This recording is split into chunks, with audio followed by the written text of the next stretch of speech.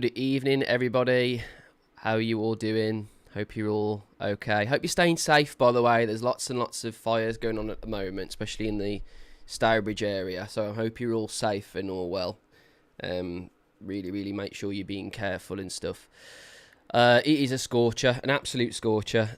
So we're not going to be on probably as long as you probably would want us on, but just because the rooms that we're in are just like furnaces at the moment. But welcome to episode 18 of the Three Gumpy Wolves podcast.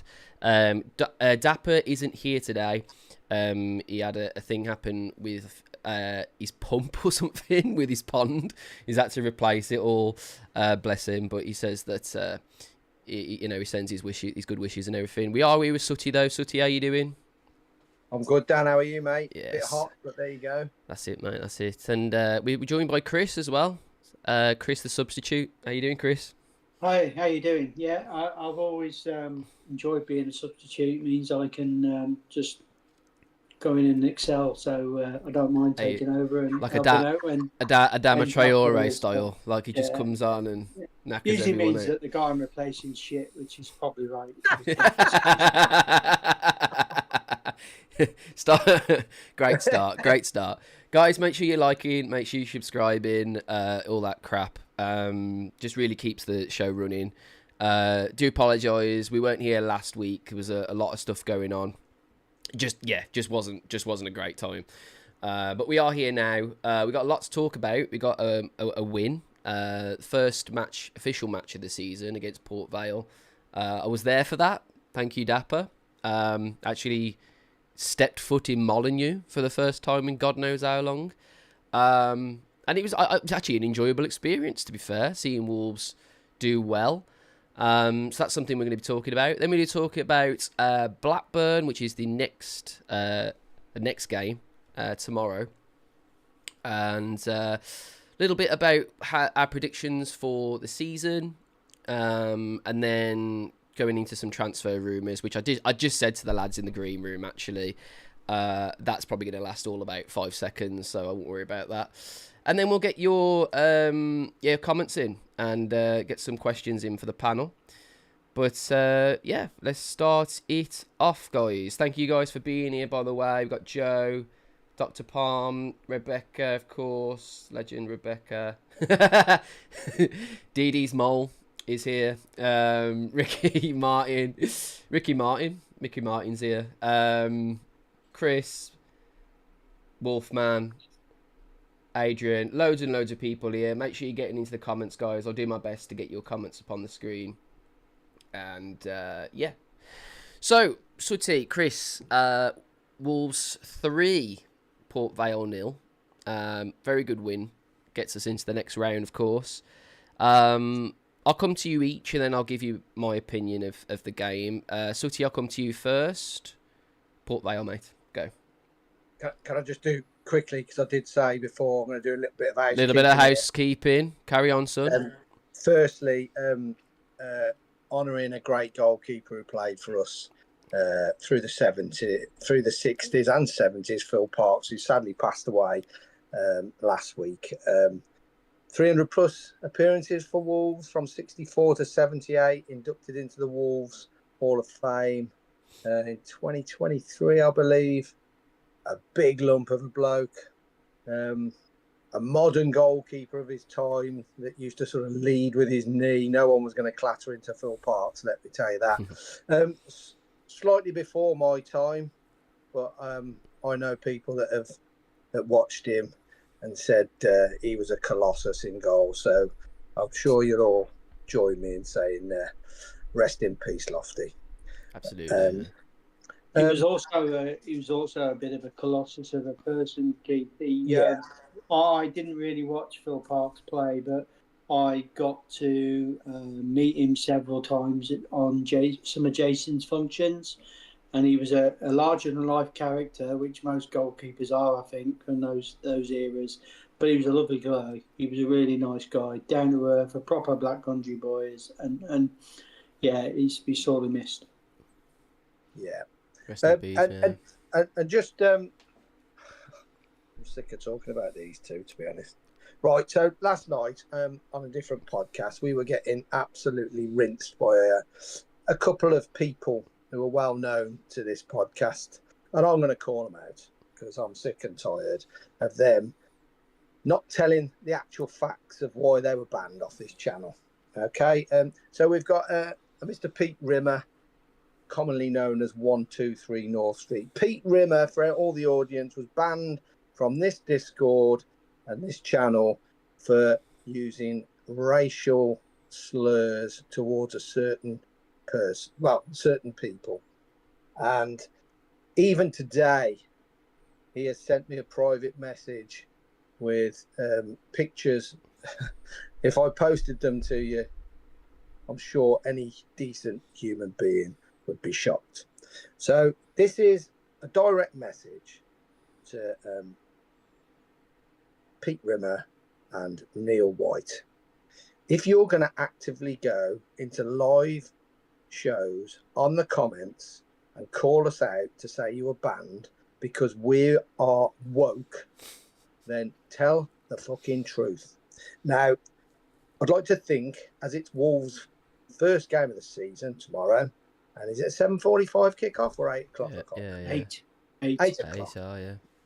I'll be at the Jack Hayward statue at 7:30, and you two can both come along. Because big Wolves supporters, you've got to be at the first game.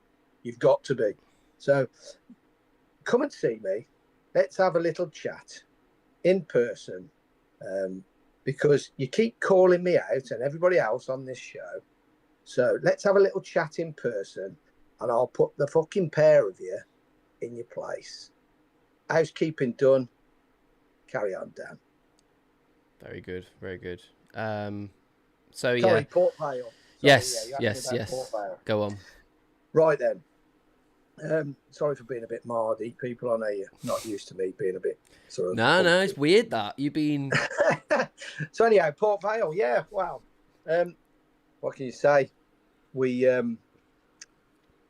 did what we had to. I think my big worry with this side, Dan, I don't know if it's Chris's, but my big worry is between the sticks and what's directly in front of him. And that frightens the living daylights out of me. If we do not address those three positions alone, it's going to be a bumpy old ride, because I don't see us keeping many clean sheets, because at present we haven't really played anybody in pre-season friendlies that's really gone at them. And Port Vale, in all fairness, yeah, they could have been 2 up, let's be honest, to start with. And these two centre halves absolutely frighten the fucking living daylights out of me. There's no positional sense between them. There's no communication between them. They're both hotheads. Yes, they're quick and they're strong, but the trouble with that is the only time you see their strengths is when they're in the shit, because there's nothing there that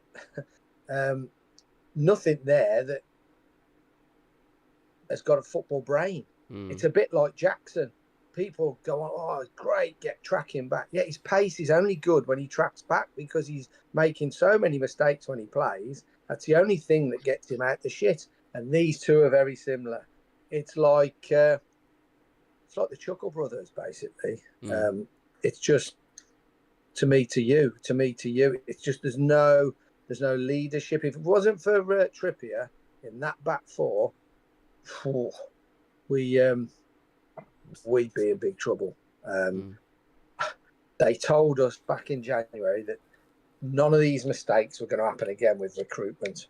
We were not going to leave it late in the window. Matt Jackson actually said to us that he would, he'd been speaking to people and they got deals lined up.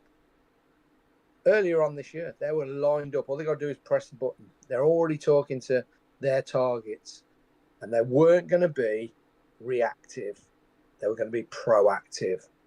Well, they certainly haven't been proactive in that centre-back position or goalkeeper position, because this is taking the piss now. But Port Vale, actually put up a bit of a fight first half, even though it was 3-0. They could have easily had a couple of goals and made it a lot more uncomfortable for us. But the difference in quality in the end shone through. The first half, it was done and dusted first half. Second half, to be honest, where I was stood in the South Bank, I had more fun watching the games, what was happening in the stands. I think I missed about 20 minutes of the game because cheering what was happening in the away supporters. But there you go. Yeah, it was a comfortable evening. They did what they had to do. It's a cup game. It's a one-game shootout. No real dramas once you were 3-0 up, to be fair. Okay, they had a penalty, but it was only ever going to end one way. And it was nice to see Raul come on, make an appearance. I just want to shout out for a couple of people in that game. Fernando López. Fernando López, I reckon he's put a stone in weight on him, muscle, because he's not getting shrugged about quite so easy at the moment. And he looks like he's got lots of time on the ball. He could be a very important player for us this year. André had a good game. And a big shout out too for Adam Armstrong. Never stopped running. He is a proper team player. And I think we're going to see the best of Adam Armstrong this coming season because he's proven in that league. Yeah, run of the mill, done what you got to do. No dramas. On to the next round. Yeah, nicely put, Sutty. Chris, your thoughts on Port Vale? A little bit similar. I am, I always look at defence because I used to play in defence. So I always look at defenders. It's nice that we've got a proper right back and a class right back, and you can see the difference. Somebody that knows how to play at full back in the team is from what we've had recently. I don't really want to see Jackson Stewart play right back again. I hope Trippier stays fit and healthy throughout the season. He's as Keith said, he's a communicator. He's at least organising the two. I'm going to say it, dipsticks to the left of him, because unfortunately I am with Keith. I am worried about our central defensive partnership.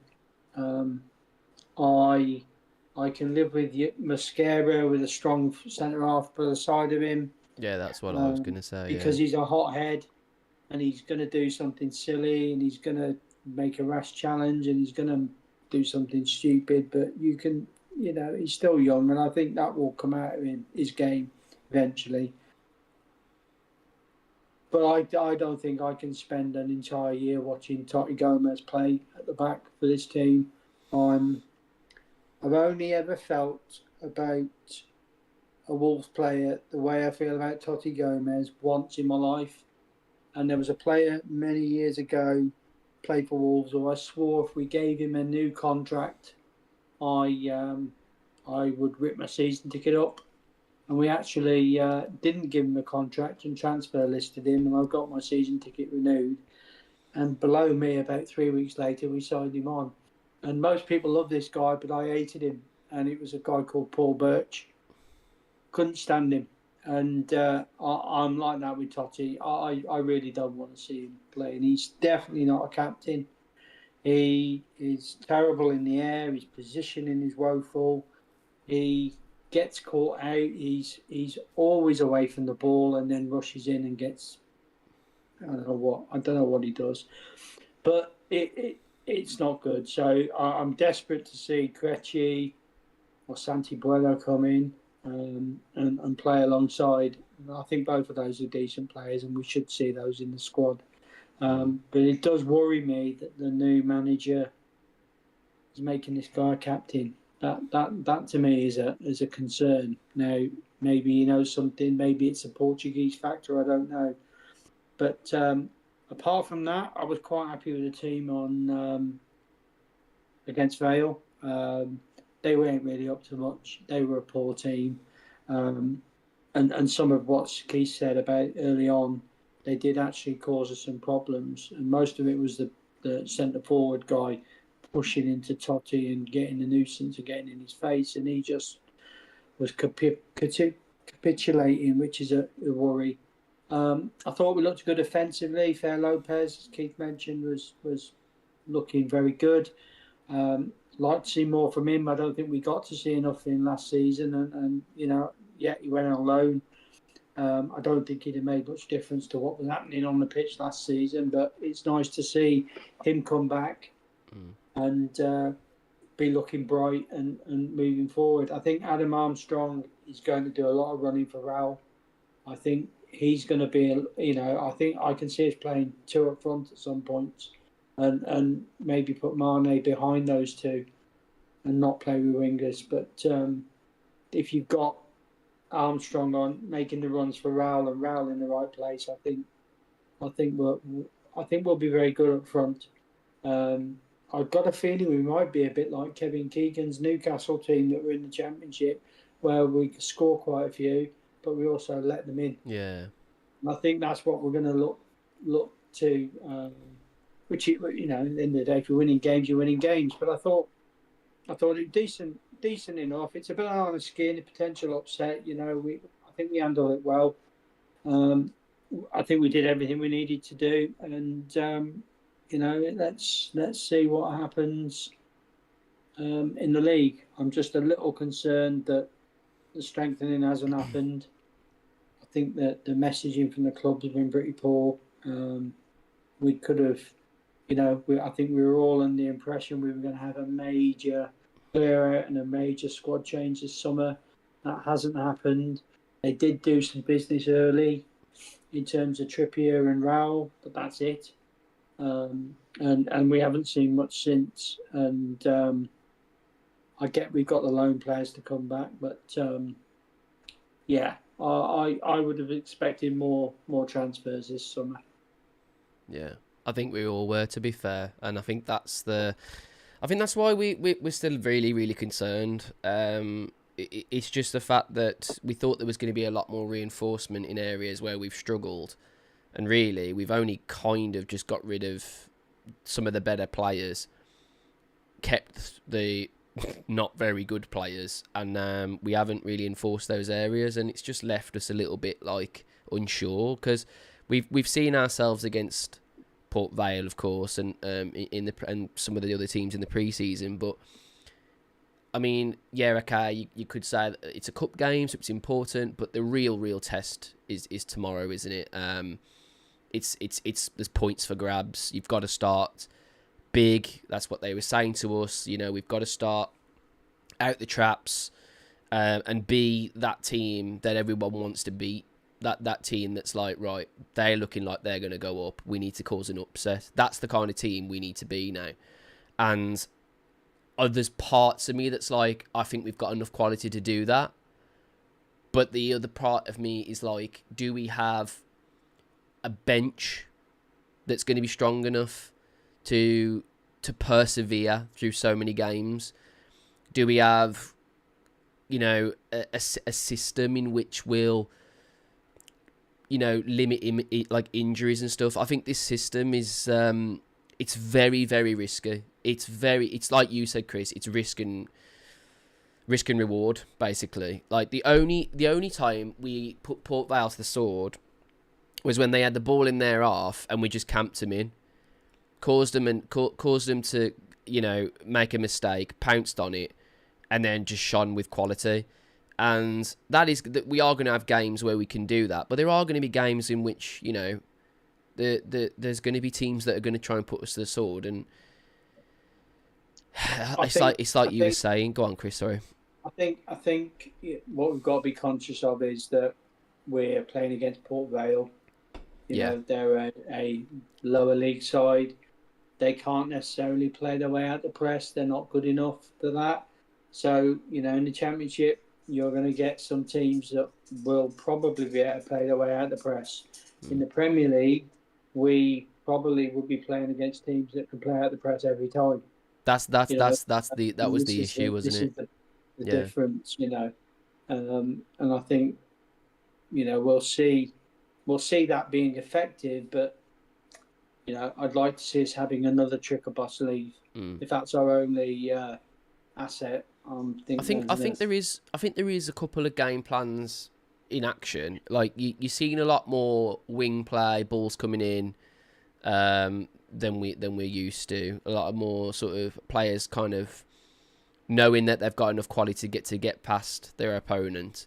We've seen that a lot more. And what I've been really impressed with from César Peixoto's sort of setup is that he likes to keep us narrow. He likes to get your wing backs really, really wide to make the pitch wide. But in the middle, the midfield and the strikers are like really compact.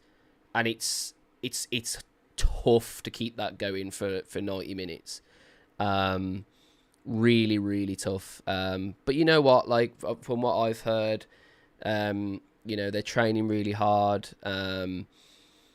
So I feel like we've got 11 players that'll probably get the job done.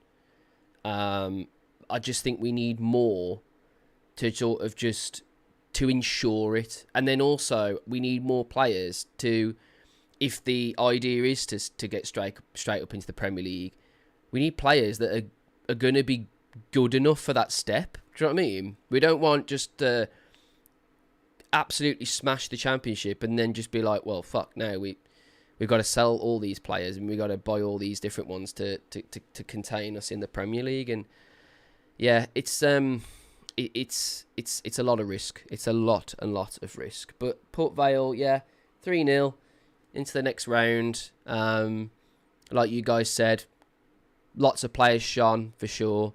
And exactly what you guys said. And I think that will be something that we need to really address really fast. That defensive partnership for sure. I mean, I've seen Krejci warming up a lot more in games, and he's trained a lot more as well. So potentially maybe he replaces one of those weaker centre backs, and then maybe that, like, kind of like what Chris was saying, someone with a bit more of a level head, a bit more ability on the ball next to one of these not so great players will, like, shore them up a little bit, and hopefully that'll be enough. But I still think, like you say, that's an area for sure.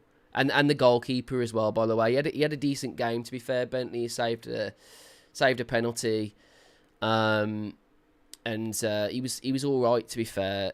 I do think we need the next step, though, the next level. I feel like we're going in with a bench keeper as number one, and I just don't think that's really what any of us want. We want someone that's, been there, done that sort of thing. And yeah, I mean, he's just for a grand. He saw a lot of the bench in the Premier League, and he's kind of coming cold in the Championship. And yeah, we're just kind of just waiting to see what happens, aren't we? But yeah, anything else you want to add to that game in specifically, guys, or do you want to move on to the next topic? Just quickly say something, Dan, about it is to do with this game. We're still paying big wages to Jose Sarr, Santi Bueno, Jackson and Straya Krejci as well. Jackson Straya's getting a fuckload. Yeah, well, nobody's going to buy him, though, are they? So, because we're stuck with him. But those three are still getting paid big wages, and my remit to those three would be: we're still paying you. It's up to you to sell yourself. So I'm going to pick you. Yeah. I'm going to pick you because we have got to win these first three games at a canter. We need you. You're not just going to sit in the fucking stands and watch because you want to go. You sell yourself. We've been good to you. This football club has been good to all of you. Yeah. Now you fucking give us something back. Yeah, if someone comes in for you at the right price because you've been playing well in the first three games, off you go. But if it's the last day, well, no, you won't be fucking going. We've got to put our fucking foot down. Like someone's just put in these comments here. This window so far, because mark my words, if we don't go up, André won't be here next season. Nor Jimenez. He'll be gone. Jimenez, well, he'll be 36. He might go to Saudi or somewhere like that. Think Kieran Trippier is going to stay in the Championship? I doubt it, because he'll get one more big payday in Saudi. So we've got to be careful that we're not actually planning and gambling with staying in this league. We cannot afford to stay in this league. They are playing the biggest gambling game known to man. Now, I've seen Matt Jackson on 3 occasions now since January. Chris has probably seen him more.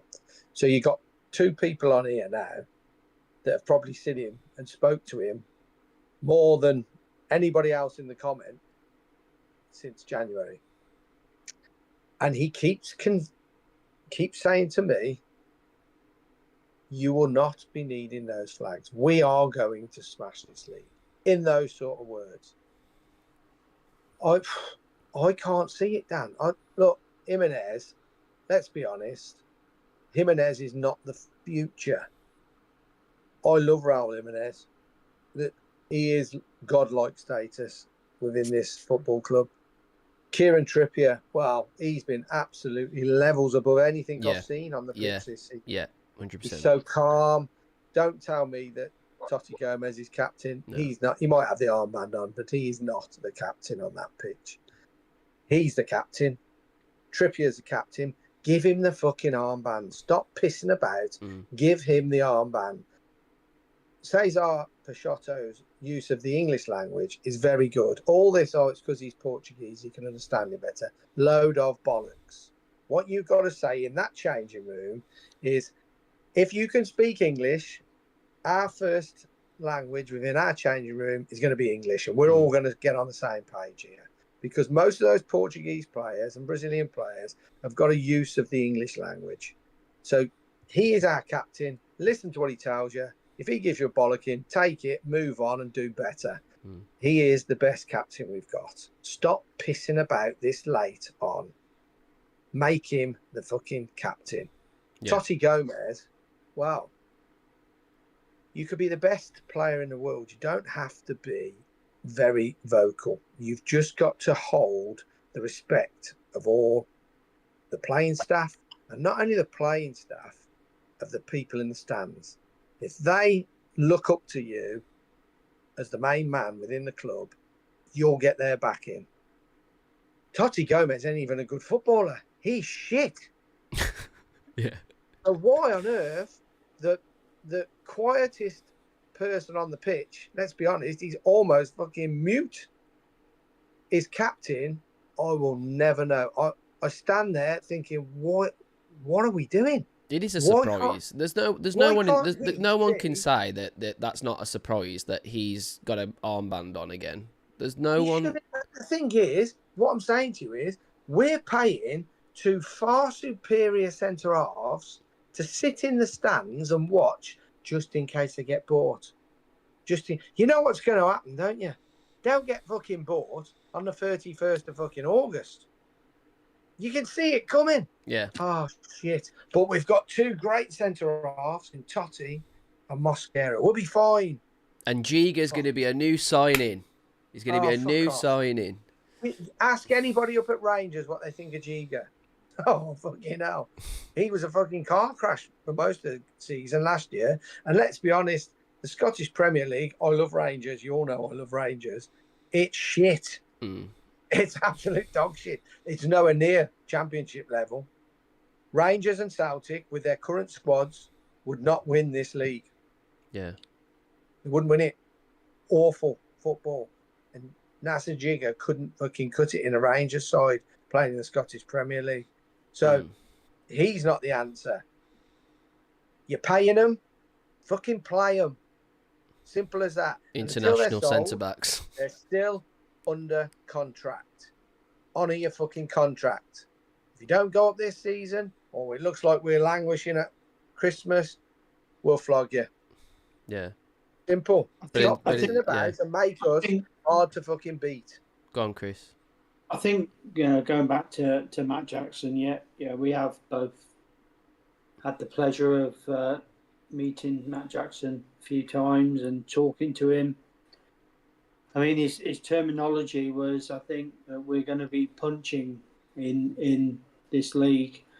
At the moment, I think my terminology is I'm waiting to understand whether we've actually got a bit of lead in our knuckle under the boxing glove, or we've just got talcum powder. Because at the moment, with them two centre halves, I think we've got talcum powder. And you know, I think we need a bit of steel or a bit of lead there in our fist to deliver the knockout blow.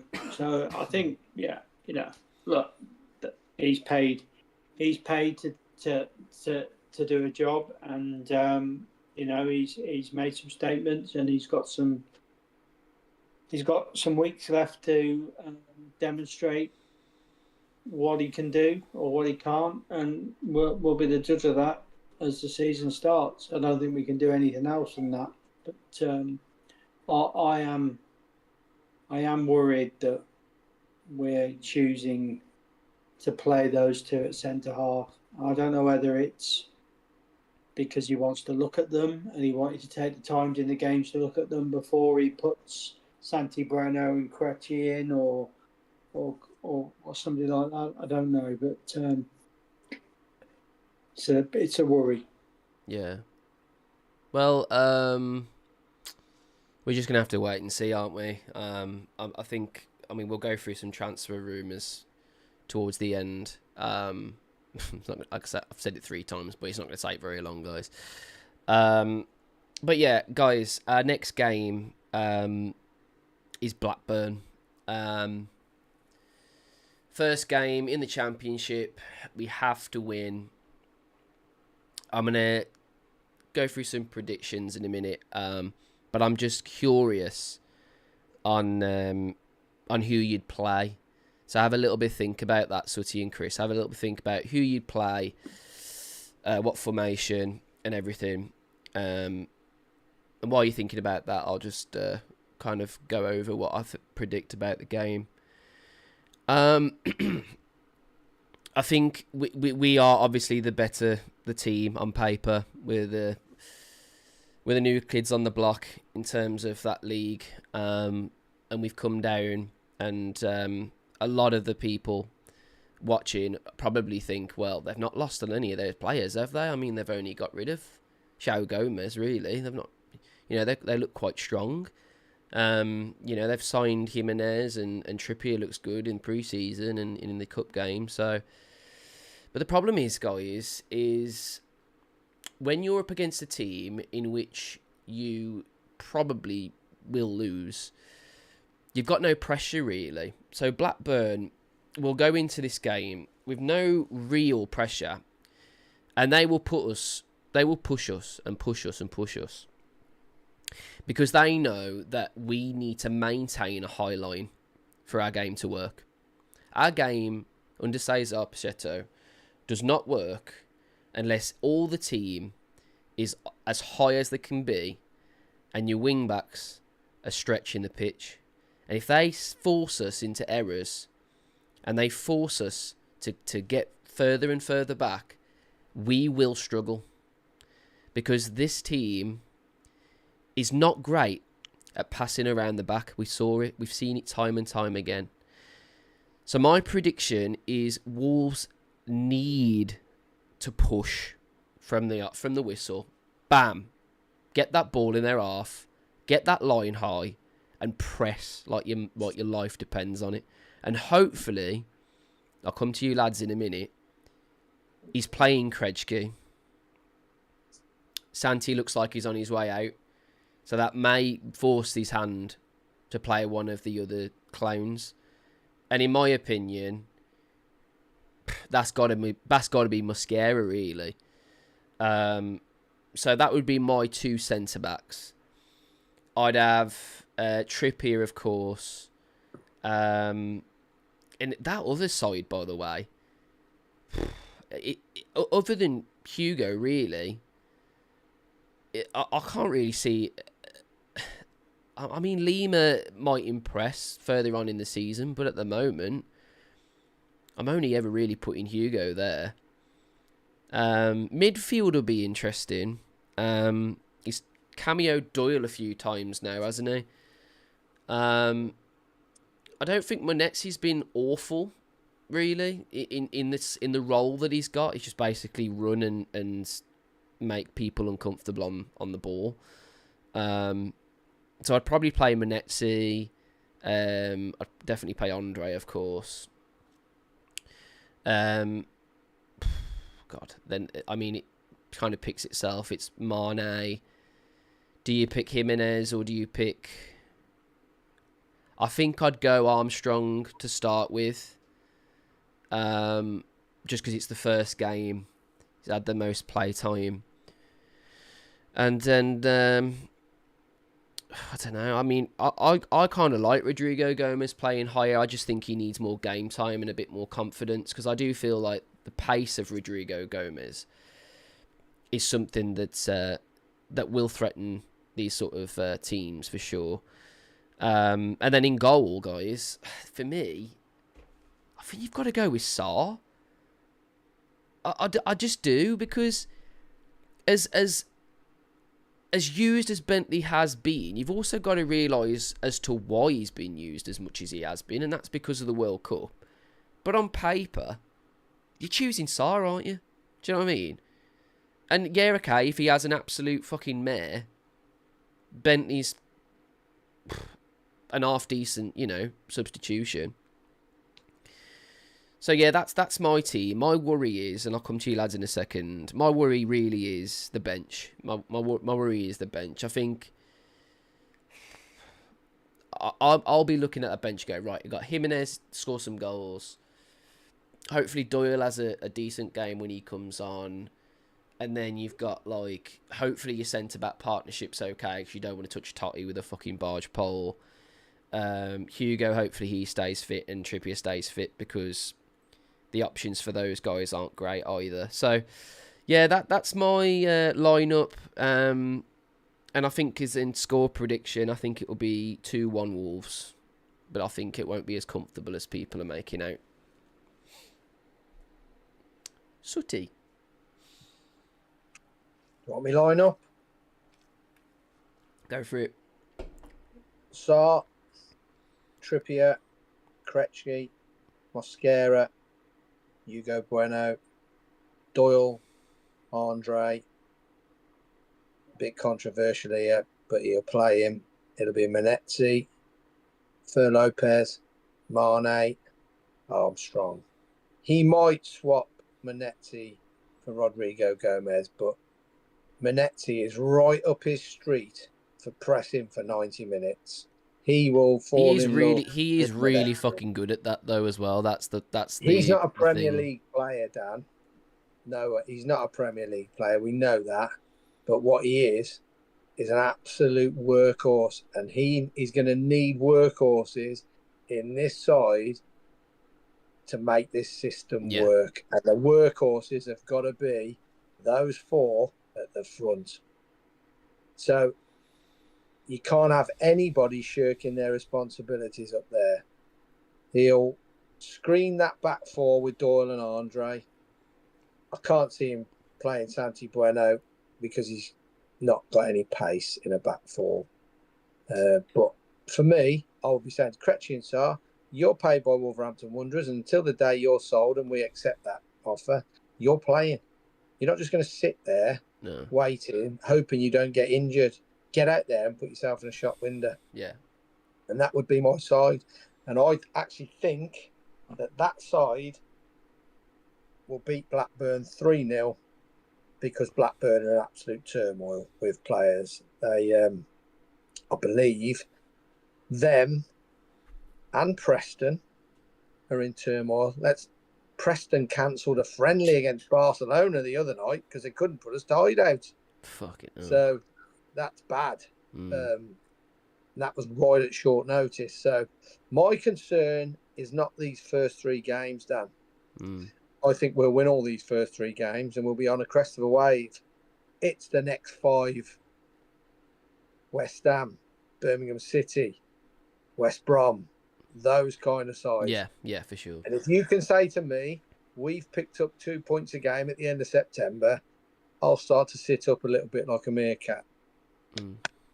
Yeah, nice one. Chris, line up first of all if you can. Very similar, a bit of both of you, really, to be honest. So, it's for me, there is no debate about who should be in goal. I do not want to see Dan Bentley in goal in our first team. I have watched him star jump at 2 long range shots and watched the ball go past him in one of the pre-season friendlies. I really don't rate him at all. He's okay as a backup, and he's done fair for us when he's come into a team as a sub goalkeeper, that sort of stuff. But to me, Star's got to play. Mm. I think Trippier's and first name on the sheet. Yeah. I would question. I kind of think Santi Bueno's got to play. If he's not playing, what the fuck's going on? Yeah. Yeah. What is the plan? If he's not playing, what is the plan with him? He hasn't been to the World Cup. He's not come back late. He should be. He should have been playing in these friendlies. Is it because they're on the verge of getting him sold, or I don't know. But for me, Santi Bueno's got to play. He was at the World Cup, wasn't he? He wasn't picked, was he? He wasn't picked, but he was still there. He gets the same rules. They have to have 3 weeks off, don't they? But then Okay. it's with Santi as well. He's heavily linked away, isn't he? He's obviously he's probably one of the only players at the moment that's shown that he actually wants to leave as well. So yeah, okay. Krejci's got to go in there, and then Bueno. I mean, we've got Moller Wolf, but I don't think he's going to be ready to play.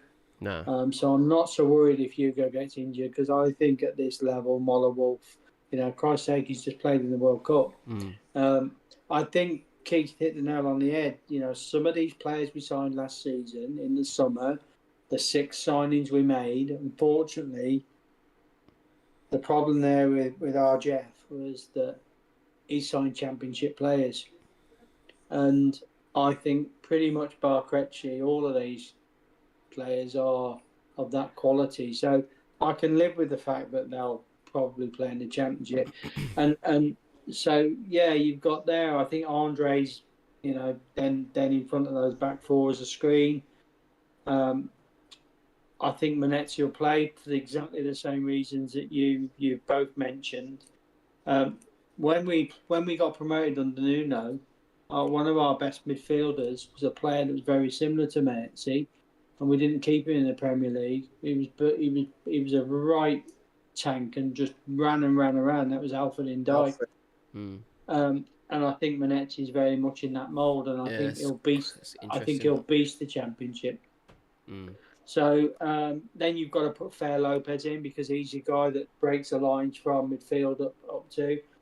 I'm slightly different to you two. I think Raul will play. Okay. I think Raul will play, and I think you'll have Armstrong and Mane either side of him. I think that's what they'll do. Interesting. I love Rodrigo. I love his effort, but we have to be brutally honest.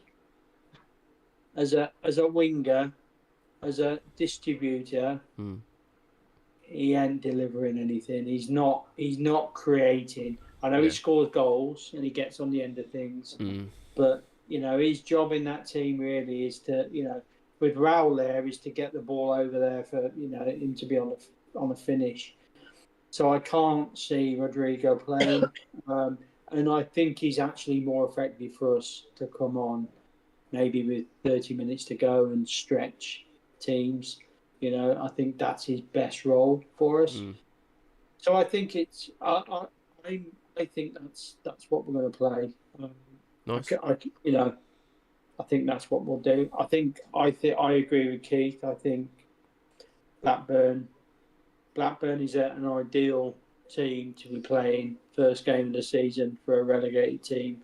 They're struggling for players. It's a disharmonious camp. I think we're catching the right team at the right time. I can't see us losing this game at all. And if they do, then it won't be long before the flags are out, I think, Yeah. because I was going to say that, actually. we Like, can't. what if we were to convincingly sort of really fuck it up and lose? Like, what does that look like for this team and these fans? Like, we're so all guns blazing on this, like, from the owners all the way down. We are all guns blazing, like we're gonna get promoted. That's it. There's no other fucking. There's that's it. That's the aim. So if we were to lose a game of importance, first game of the season, that's gonna take some doing to come back from, isn't it? After that, because fuck me, like, it's gonna look really, really bad. I think a draw is a disaster. Yeah. So I mean, a defeat would be, Chaos, basically. just, Yeah. it's You can't be unfathomable. drawing at home to Blackburn. Yeah. You've got to win convincingly. Yeah. And it's got to be. It's not going to be cagey.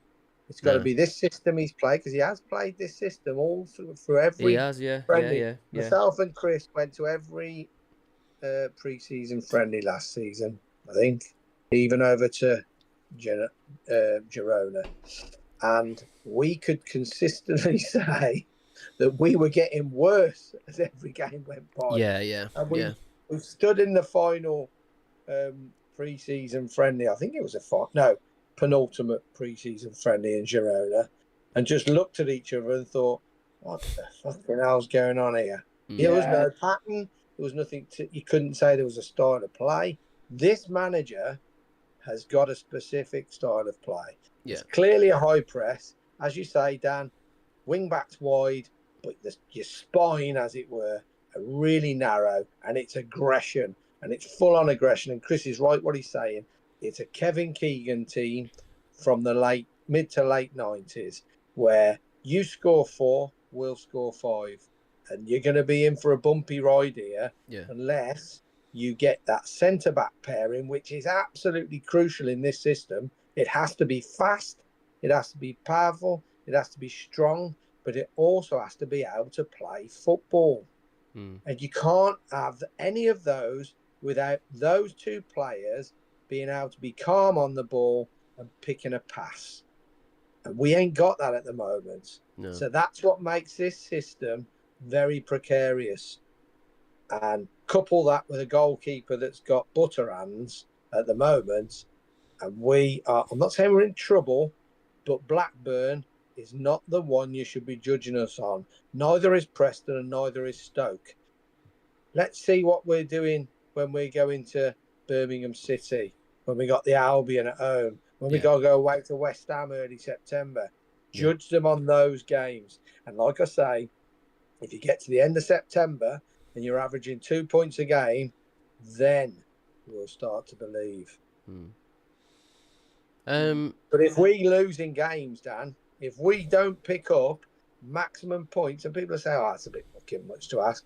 If we don't get 9 points from the first 3 games, that's bad points dropped, mate. Well, the other thing is it's not just points dropped, it's opportunity. Like, the other teams aren't going to all lose that many games, are they? Do you know what I mean? I think Wrexham are going to be strong this year. I think Middlesbrough. Yeah, Middlesbrough. Fucking. Southampton. Southampton's West Ham, on -4.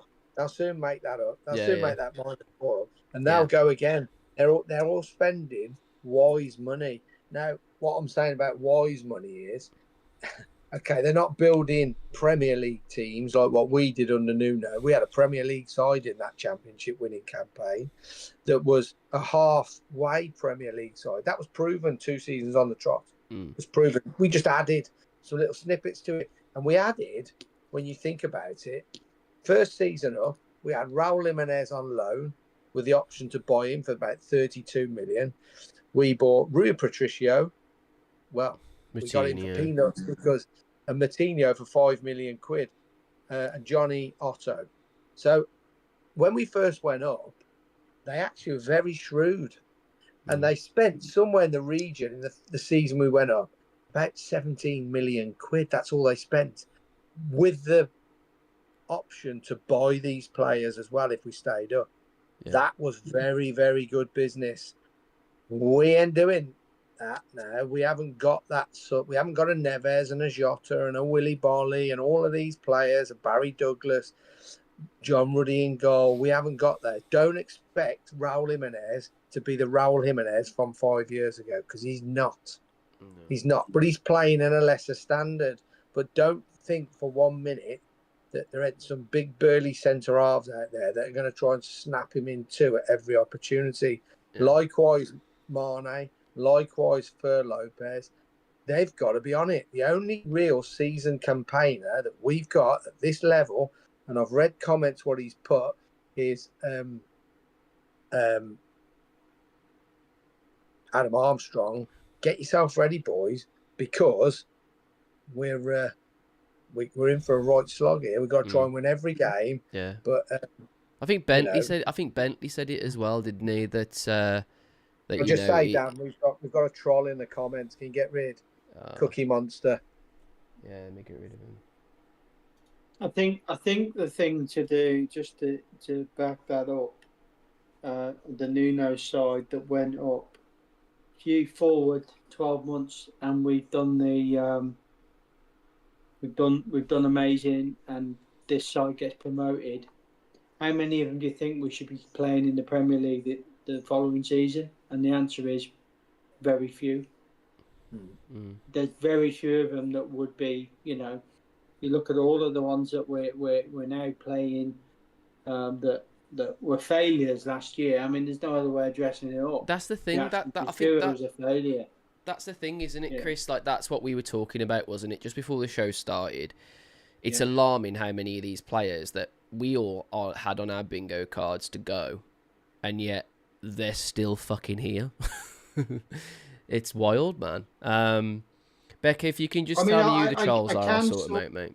Sorry. I can sort of live with the notion that, okay, they weren't Premier League players, but they're Championship players, and they're going to do a job, and therefore there's no point buying them somebody else because we've got players there. Trouble is, we're a little bit tainted because we've had to watch that for the last season. And unfortunately, the best way of evaluating players is when they're up against it. That's when you see what footballers are really about. And unfortunately, most of them went hiding. Yeah. I will kind of defend Mac Jackson quite a bit when I talk to people from what he said to me. But one thing I really disagreed with, and he said it a couple of times, was that the players were not trying, and he said it a couple of times. He used the word there. People say the players don't care, and I wouldn't say they don't care, because everybody that does a job really should care, but that they weren't performing, and they weren't, whether that was the atmosphere, whether that was the environment. Didn't they say as well, Chris? Sorry, that like they'd reached the levels, which is basically quite alarming when you think about the fact that we're a Premier League side making these signings. They did, but in fairness to him, he also said in one of the meetings I went to that, and he reeled them off. None of them guys that we've just talked about were actually his department's or his recruiting team's targets. They were all Uncle Jeff and his whatever he was doing.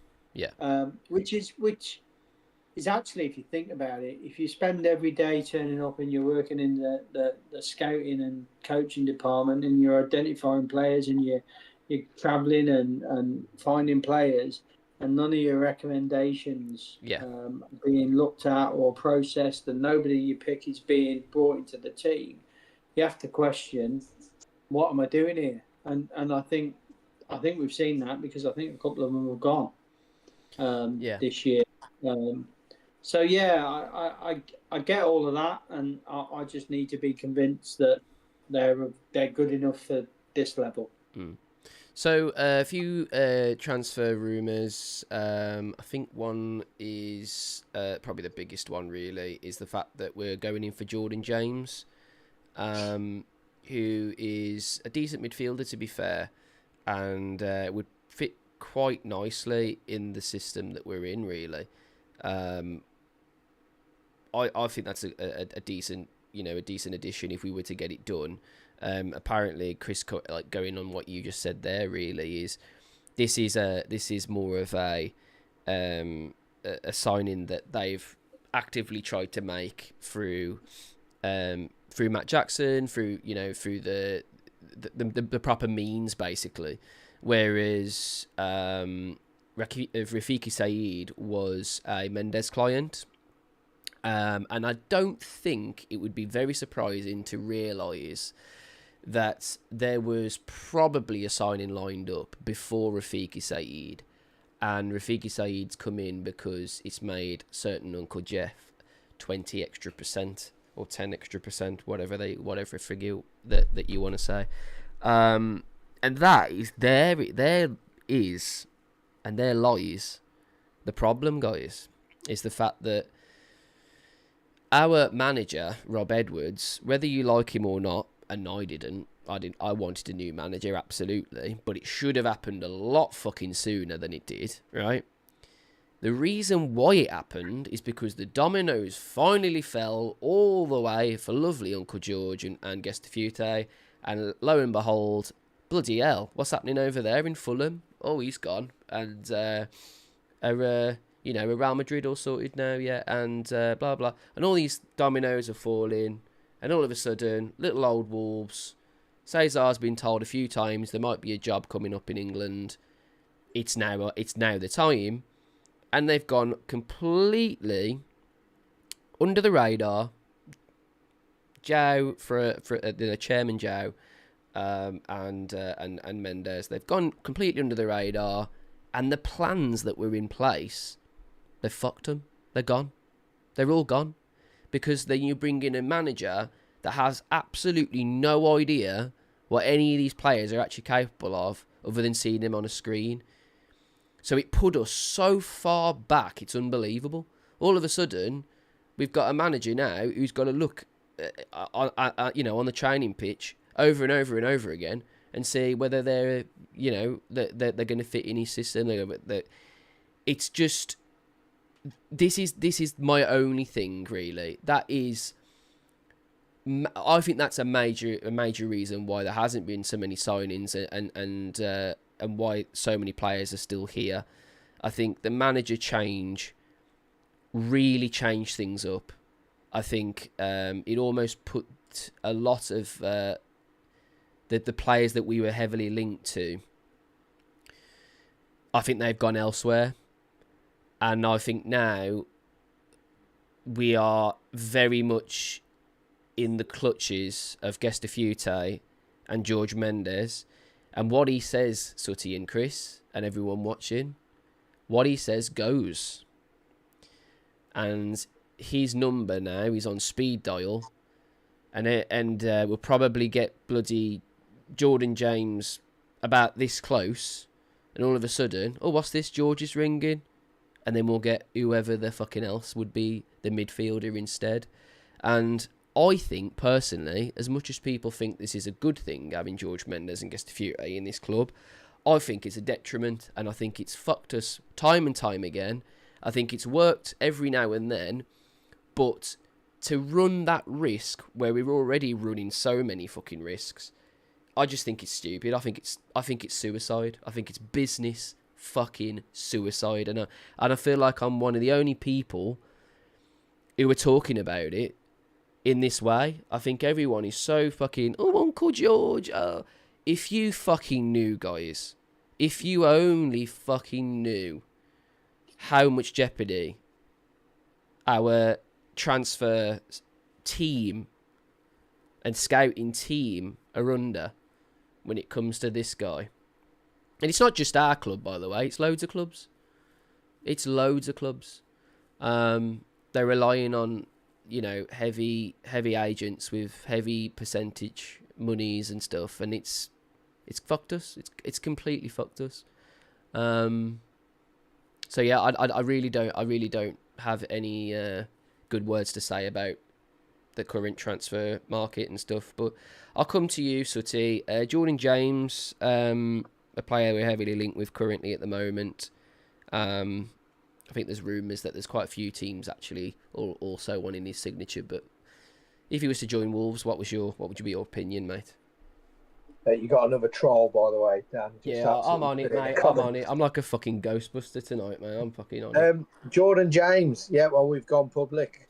We've said we really want this kid, and unfortunately now, what they have to do, they've gone public.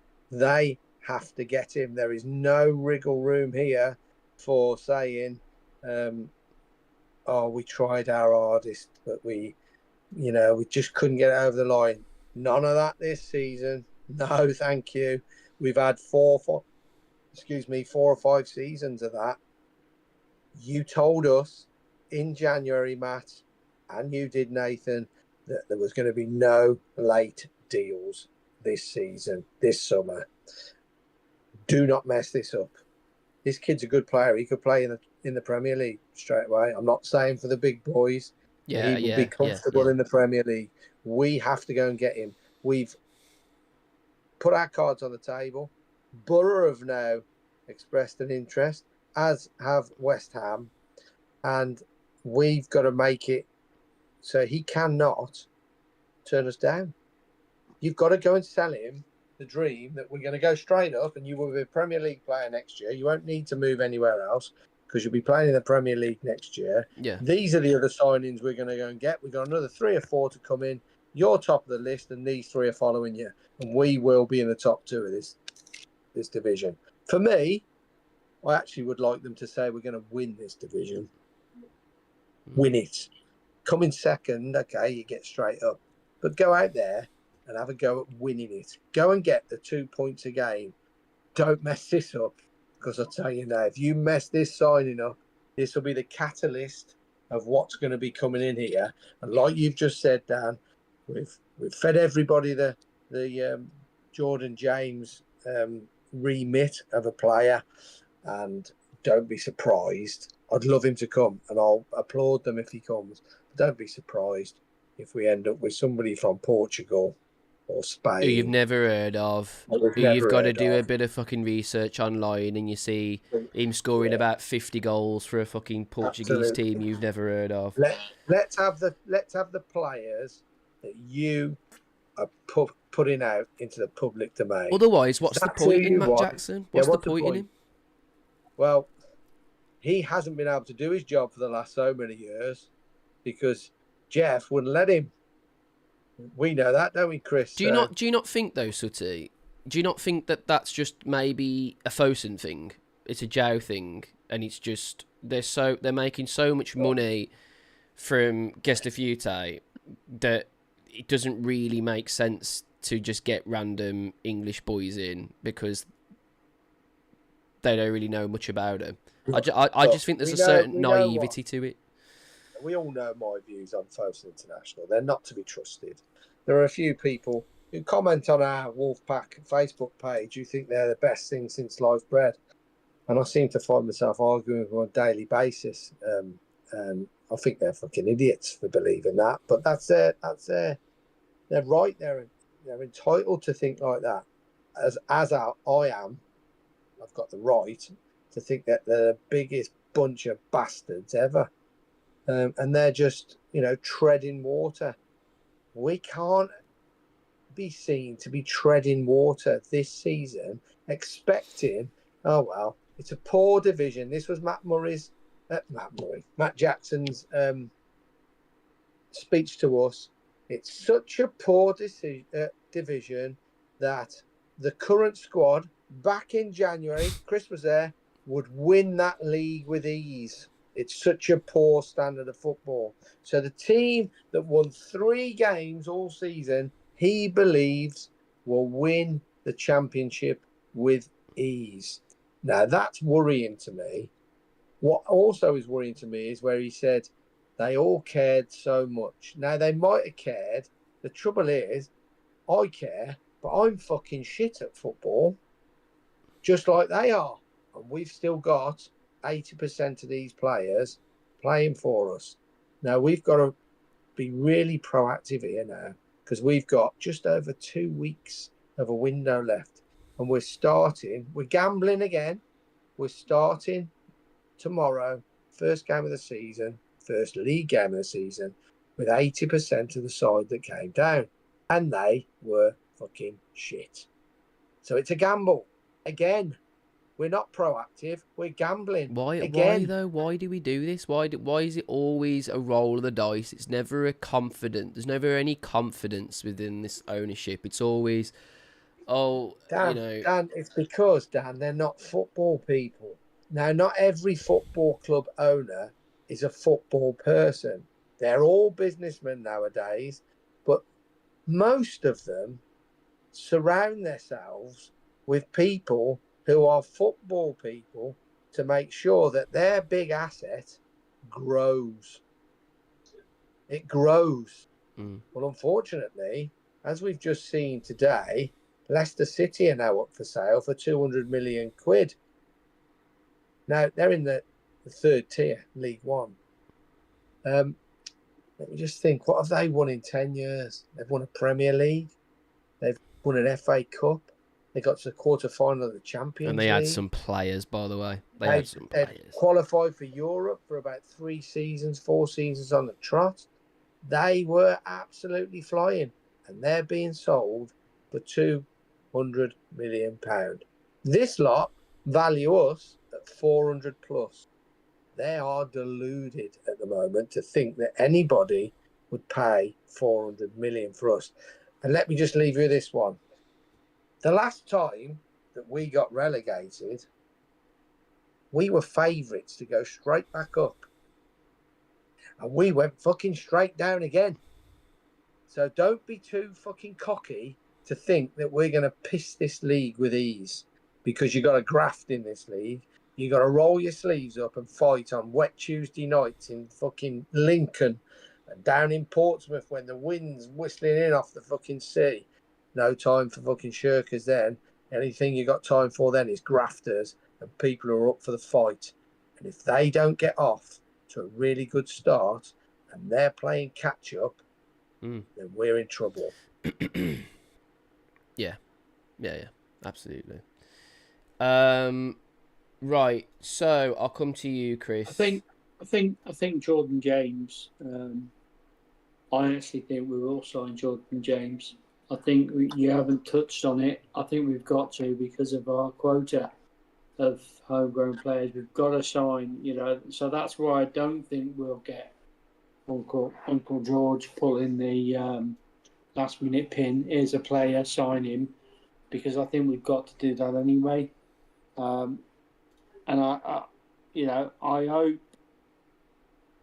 I hope because it's come out in public that this is Matt Jackson's target, this is who he wants us to sign. I do hope that we get it over the line, because if he doesn't manage to get it over the line, you've got to then question, well, what is it you're doing? You can't sign. This was your target. You haven't got your player in. And it looks like, the other player we bought was a spindly leg guy that makes Tony Daly look like a prime athlete, because anybody that's seen that kid run on the pitch would know that he was only going to get a whack on his legs and he was going to be injured, because there's nothing to him. And, it's not the Premier League where people give you time and space to show your worth. It's a championship where people are going to smack you and rough you up, and we kind of. So that was a strange signing. It probably was Uncle George, as Nathan calls it, but we really do need to sign this Jordan James. He's what I think that's the kind of target we should be looking at and what we need to do. Yeah. So I hope we get him over the line. And he is a good player. I actually work in Coventry. My working life is crap at the moment because I've got half of the office full of Coventry fans that don't fucking shut up about Frank Lampard, and fucking keepers and players are signing, and blokes from Ghana that make our players look. They've signed somebody from Ghana who's a star at the World Cup I never heard of. It makes some of our signings look like world beaters. and the other half of the office are all Leicester fans who are depressed as me. But they do actually say the one player they've had in the last 4 years at Leicester that is worth his salt and was any good is Jordan James. So there you go. I hope we get over the line. Yeah. All right, nice one, lads. Well, we've talked about the Port Vale game. We talked about Blackburn, Jordan James, how we feel about the season, basically. So we've pretty much talked about everything I wanted to talk about. Guys, your turn to get some questions in the comments, and I just kind of want to go over something because you know me, I'm fucking open like a fucking book.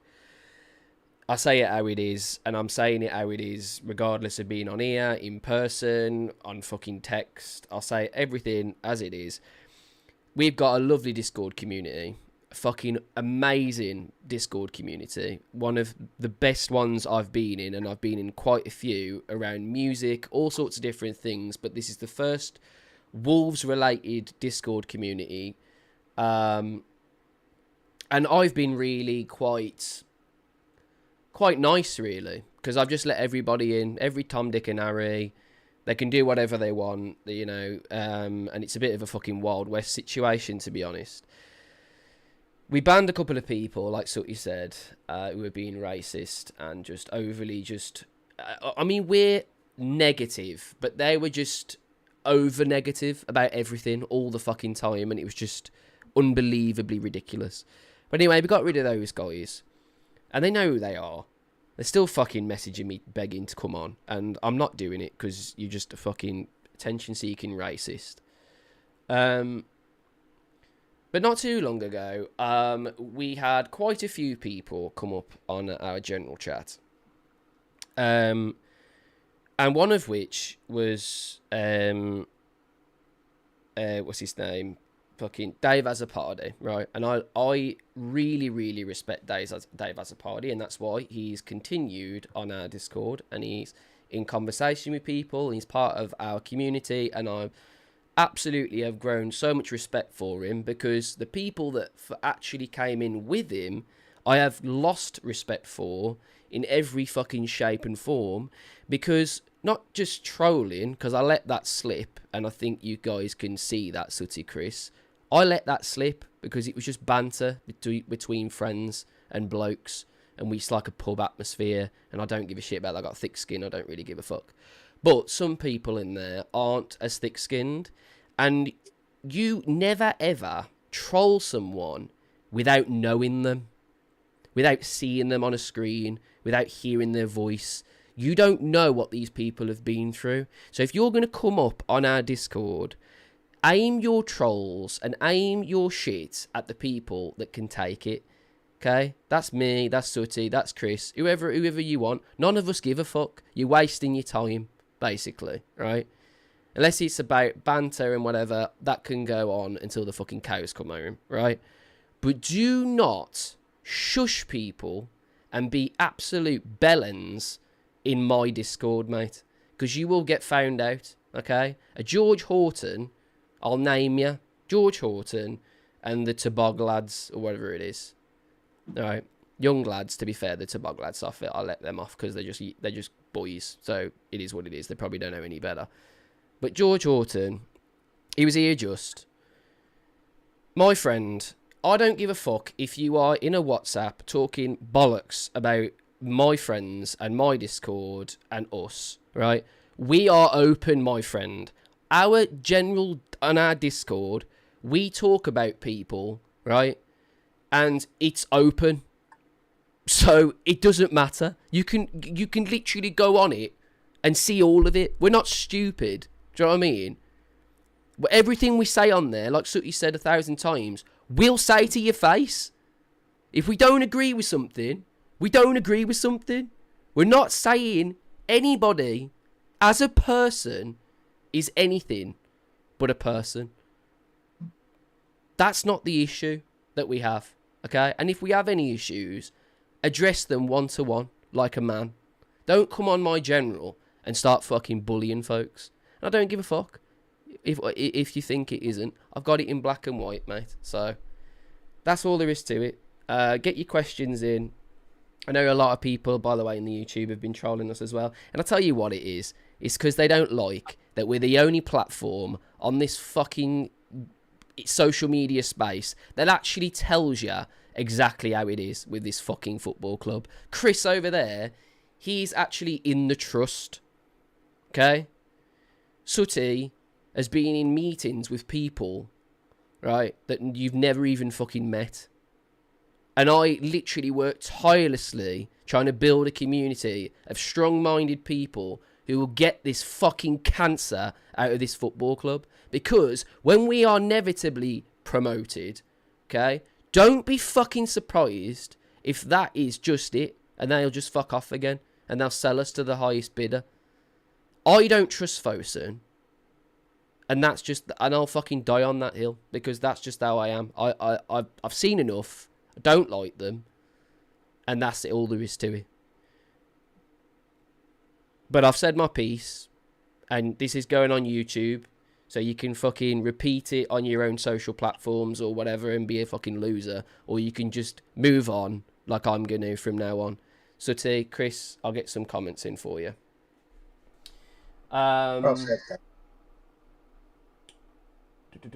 Which players do you think will get the most bookings this season, says John? André for me. Mosquera. Yeah. By fingering blokes. André. Yeah. I think They'll all Mosquera's a shout. They'll all get their fair share of bookings this season because the system style. playing. How much money have Wolves actually spent this season so far? 7 plus the wages of that was Wolfman. I would say Raul and Trippier are probably on between 4 and 5 million a season each. So that's 2 seasons. So there's 20 million quid plus about 27. Yeah, but in fairness, they're on that, but they aren't getting that up front. So that that'll come out of operating costs every week. So actual cash outlay is £7 million at the moment. Look at that. But they've taken 38 in for Joe Gomez. So don't forget what coming in January as well. Yeah. You got 48 for Stan Larson. You got 22 for Arias, and then you got 17 for Agbadu. So there's another 90 million quid. But I can live with them not spending that and realising that when if what happens is we go up and everything they say is going to happen, they've got to spend a load of money next summer. So I can live with that. I can live with them not spending now. I actually kind of applaud that they may be thinking we're not going to blow it on loads of Rafiki type signings now because we don't need them. We need to hold our water until we're back up there and then invest. Yeah. That's kind of sensible. My problem is I'm just not sure whether that's what they're doing because we don't know. Yeah. Do you see Pedro Lima taking a big step this year, says Anthony? Only if something's in front of him and he needs to step over it. Not with Trippier there, no.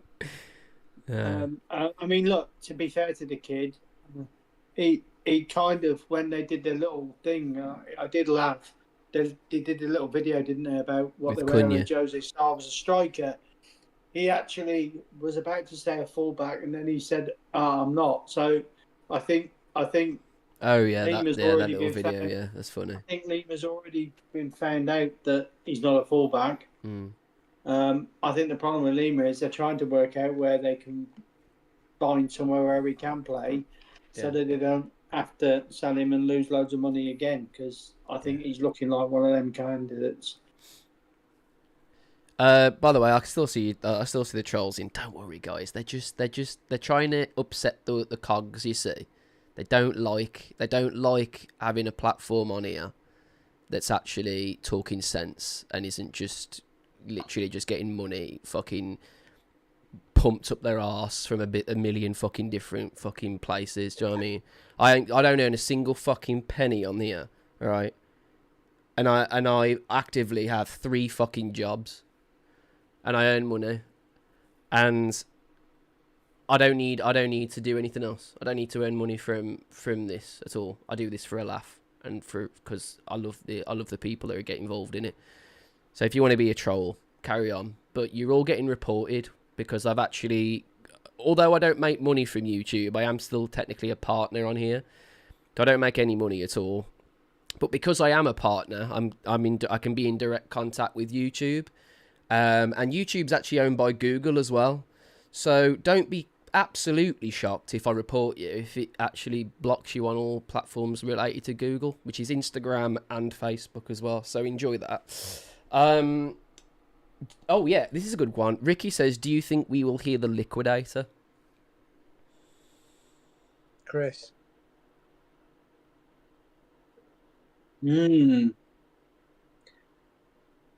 Yes. So hang on.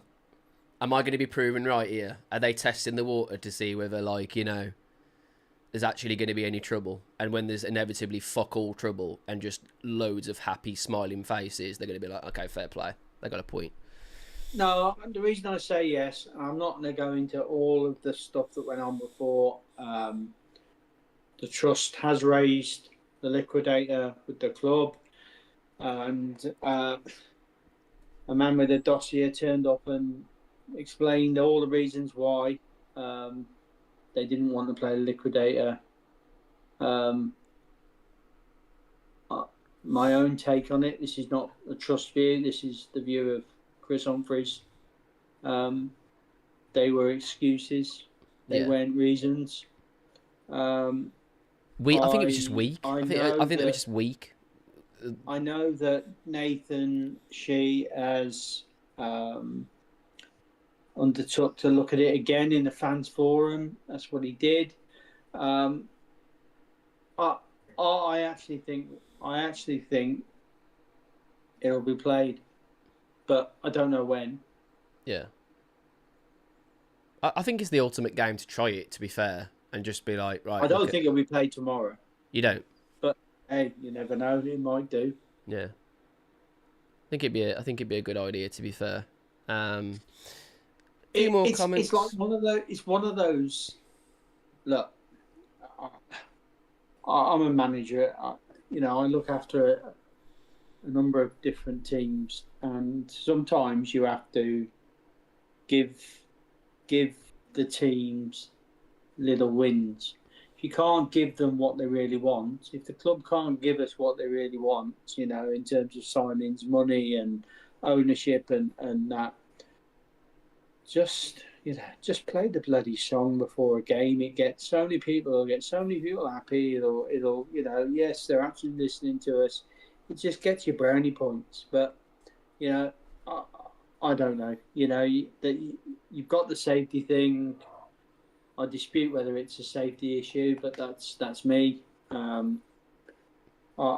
think it'll come back. Yeah, I've got a good comment here from Dan Evans. He says, do you think it's a bit of a joke that the club's charging to listen to commentary, especially for people who can't attend the games? And he says it because he has a vision impairment, etc. It says it's a bit of a joke.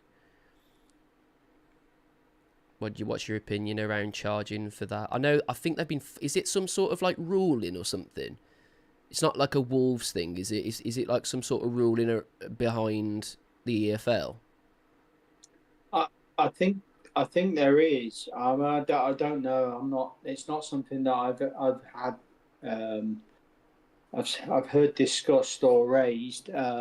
I mean, a good one to talk to. Certainly, what I'd say is if you speak to the Wolves DSA, the Disabled Supporters Association, some of these visually impaired, to me, you should be getting in that group. They will represent you, and the trust will. But that to me, I think is something that somebody's visually impaired. I wouldn't be expecting them to have to pay to listen to the football club. It needs to be looked at, and even if there is a a screening rights issue.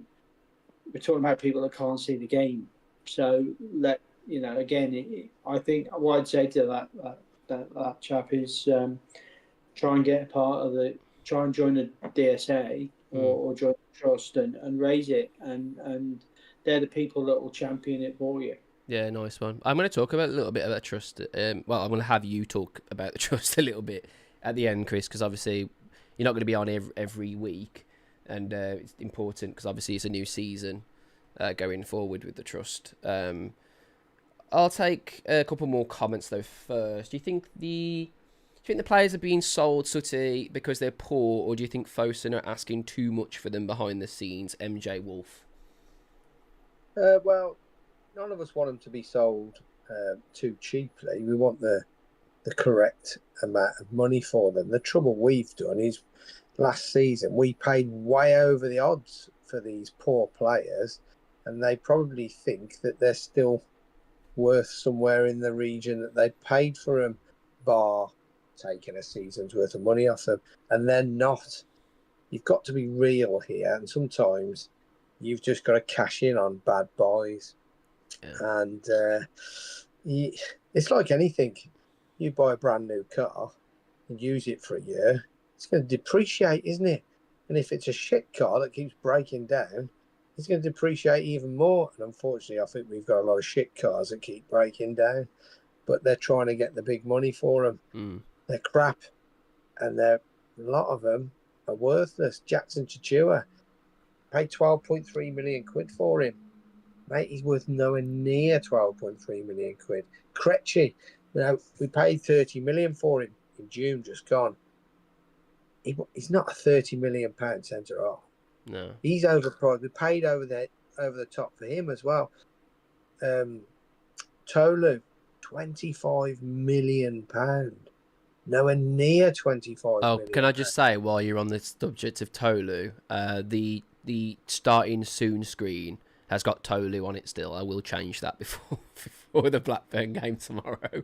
So we've got a lot of players that we need. We've got a bloated squad of shit, basically. We haven't got a bloated squad of quality. And there lies your problem. You can't add a load more players straight on now, because that means you're going to have 5, 6, 7 players that sat in the stands every weekend, paying them huge money, and they're basically on the dole, but getting paid shitloads of money. They're not doing anything, and there lies with really, really bad recruitment over the years. It's been year on year this, and it was always going to end like this. But still, you've got some people that laud them and applaud them. They're the best we've ever had. They're not the best we've ever had. I can assure you of that. Yeah. All right, cool. If there's any other comments, just leave them in the actual comments of the YouTube video, guys, and we'll go through those offline. But Chris, I'll just come to you just because obviously, like I just said, like you're in the trust. It's a new season. Obviously, you don't have to say anything you don't want to say, and we won't ask questions really. Just more just kind of want to hear from you regarding the trust and the new season and everything, and how people can get involved potentially. Because we were talking, weren't we, Chris, about it's improved a lot from when it was kind of introduced. And I think there's more sort of emphasis on the fab and stuff like that now as well. So, just kind of the floor's yours, Chris. Just talk about what you do in there and what it's all about. Well, I think obviously the main thing about the trust is obviously it's pivotal now in the club has launched a document this summer called the Fan Engagement Strategy. Yeah, I saw that. Which is something that the football regulator that's now in place sort of imposes on all clubs that they must have fan engagement strategies, the fan engagement media. So the pleasing thing for the trust is that that was the trust was heavily labelled in the fan engagement strategy right away throughout the document as one of the ways that the club communicates with fans. The fan forums another way. The meetings that the club have with the Wolves Fan Alliance that Sutty turned up to, I went to as well. That's another example of communication, surveys, all that sort of stuff. It all builds on that. So that's been really good for the trust, and we've kind of got to a position now where we are engaging with the club a lot, and we tend to try and be a critical friend. So, we're not going to fall out with the club. We've got to have a working cordial relationship with them. But what we do is point out quite vocally when things are not right. Yeah, and I respect that a lot. Sorry, carry on. And that's been something that we've done quite a lot. So we launched a manifesto last year for change, which was about changing the way the club's run, and that was things like communicating to fans outside of trust. You've got to have wider communication, so the fans forums, things like that, have all happened. We referenced the debacle that happened with Wolves Women and the fact that we hadn't even applied to get promoted if we did it, which was poor. And obviously we've seen already over this summer, Wolves main first team have been quite slow in signing players over this summer, but Wolves Women have been very proactive and have signed some very good quality players over the summer. So they're heading into their WSL2 season. So we've been quite complimentary to the club in certain ways, but we still ask questions. And at the moment, the thing that's on our mind is Nathan Shee said he was going to come up with a vision strategy and a 5-year plan for the club, and he said he wanted to do that over this summer. So as soon as the season kicks off, we'll be knocking on the door, if we haven't already, and saying, okay, when are we going to see the plan? When can we have a discussion about it? And okay, your plan says this, but what about these elements? Things like the training facilities and the Compton Academy status. We talked to the club quite a bit about that, and we actually brought that up in January because the trust had kind of got information that this was likely to be for an inspection over the summer, and we were going to be struggling. Yeah. So that was raised back in January, and we talked to the club about that. So that's the kind of things we do. It costs a £5 to join, and you can do that. You can also join as an associate member, which means that you get to hear everything that goes on in the trust, but you won't be involved in any of the voting or anything like that.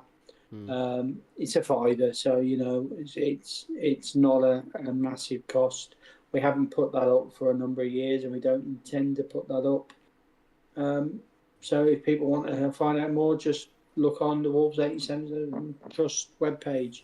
Google us, you'll find us, and you can talk to us there. Yeah, nice one.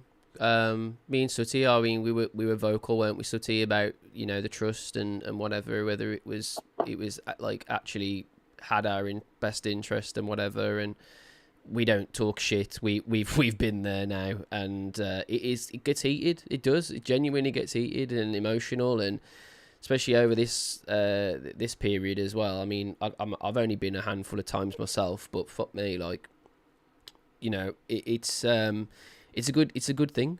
You get to really know what's going on, and it's really important. I mean, you also get to have dialogue with the club officials. So Keith was tasked, taking Matt Jackson to task, but one of the members piped up and brought a very good point about the 5-year plan. Absolutely, he said, "Well, look, you're the director of football. Where's your plan?" And he was saying that he's only really looking at this year, next season. Yeah. And he so you get the opportunity to ask the questions, and we certainly get the opportunity as board members to interact with the club and ask them. And to be fair to the club, I have to say they are responsive and we do talk to them. Yeah. I think we have a good Definitely now. relationship with them. Definitely now. Yeah. I think that's improved a lot. And we know that, the certain members of the hierarchy watch the various podcasts and are, trying to kind of clue themselves up with fan engagement and everything. We see that now with the new change to what is it, like entertainment and stuff, like before games, like pre-show entertainment, and they've moved that into where the Civic used to be, isn't it? Is that where it's going? Fan zone, yeah, it's gone into the Civic now.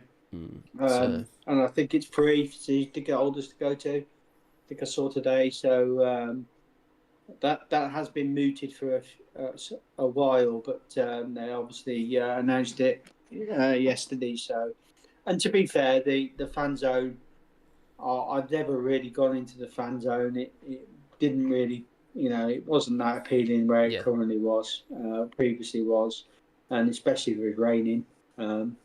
People that stand in the subway rather than stand out there and drink a pet pint that never ended because it would fill full of rain. Yeah, all right, and guys, well, both heading to the match tomorrow. Yeah, nice one. Nice one. So we're good. Yeah, and I did say at the start of this podcast, guys, but it's very, very important. It's extremely hot outside. You need to really, really look after yourselves. I know there's been a bunch of fires happening around as well. I know that if you're living in the Stourbridge area, the Stourbridge Town Hall is now open for people to go and get some refuge if you're really affected by all the fires and stuff. Just stay safe, guys. Honestly, it's brutal at the moment. It really, really is. Make sure you're drinking plenty in that and looking after yourselves. But I think that's a podcast, guys. Chris, thanks so much for joining last minute as a substitute. Yeah, no problem. And Sutty, as always, cheers for coming on as well, mate. I know that you were rushing about a little bit, so I held it till 5:30 tonight. And guys in the comments as well, thank you so much for your patience and stuff. And for those that haven't trolled, and continue to support us, because we ain't going to be silenced by anyone. We are going to say it how it is. We're probably going to be one of the only platforms that does that through monetize, because we're not affected by monetization or anything, and we're not we got nothing to do with the club, basically. So like, we can say whatever we want and do whatever we want. So yeah, I hope you continue to follow us, like the video, subscribe to the channel. The Discord now is closed for invites. If there is an invite, my mod team will reach out and send you a link, but that is a link that only works for you one time.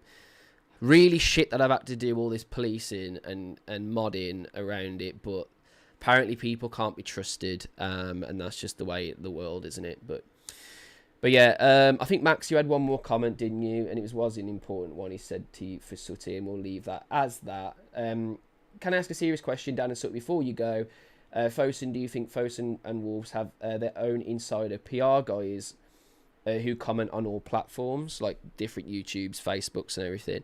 I don't know whether there's people that actively have the job to do just that, but I do think PR is very much in the category of, think you should see this, they're protesting, blah blah blah, they're saying this is going to happen, they're saying this. I do think there's a lot of whispers going around the things that people say online, for sure, because it's such a space, and it's continuously evolving, isn't it? The social media space now, it's massive, you know what I mean? So yeah, I do think they are around, and I actively already have been told that Nathan and even Jeff used to watch stuff, around YouTube and stuff, because I think he was afraid to talk to people in person, so he'd sit there and watch and hear what people have got to say and stuff. So yeah, actively people they are around. So that's the short answer to the question basically. But yeah, guys. Quickly say something, Dan. Yes, yeah. We've got a Villa supporter on here, and he's asked a couple of questions, and he's been very complimentary actually. So I'm going to answer him. Go on. Sorry about all our loyals here, but this kid's asked if we would take the young lad Maggio who played up front for them last night on loan. We'll look after him for you. You look after João Gomez, and we'll look after him for you for a season. Yeah, congrats on João Gomez, guys. Because thanks for watching as well, Jay. Phenomenal. Yeah, thank you so much for watching, guys. We'll be back tomorrow. I'll be doing a match. Not sure about a watch along just yet.